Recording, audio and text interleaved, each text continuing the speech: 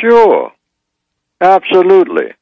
And that is incorrect, which is why our culture needs changing. See, you go straight for the jugular. You go for the truth about everything. You know, and when somebody starts dancing around what they really want, you say, wait a minute. You're sounding like you want something. That's what the lady should say. That's what my sister should say, or my mother should say. I mean, you know, to my father, I mean, you know, before I got here. I mean, hey, what did you want from me? You're talking to me. Do you want me to cook? Do you want me to sew? Do you want me to hold you by the hand to the bus stop? Why are you talking to me? Why are we having this conversation? So the guy, you know, he doesn't have to use vulgar language, anything like that. He can be polite, but he should say what it is that he is attracted to. And they should stop playing about that. And then she can tell him what she wants. Say, oh, okay, I understand what it is that you want.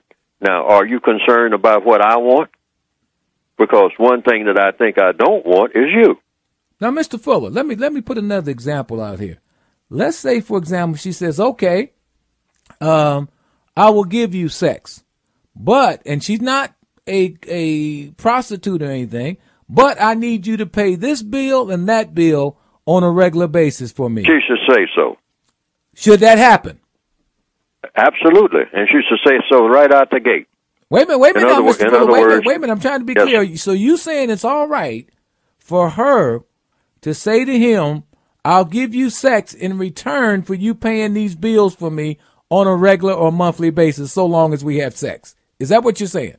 Well, if that's what she has in mind, I mean, she should say, I do have bills. I mean, the last boyfriend that I had, or the fella that I had, he left me with a whole lot of bills. Now, are you going to help, are you going to leave me with some more bills too? Because there's one thing I will not tolerate. She can tell him this as an illustration. I will not have a person, a male, in my bed and an eviction notice on my dresser. And that's something that every black female should definitely have in her repertoire. To say, you're a nice fella and all like that, but I will not have you or no other person in my bed and an eviction notice on my dresser. That means that, hey, I have rent to pay, and that rent's going to be taken care of, or you don't have any business in my bed.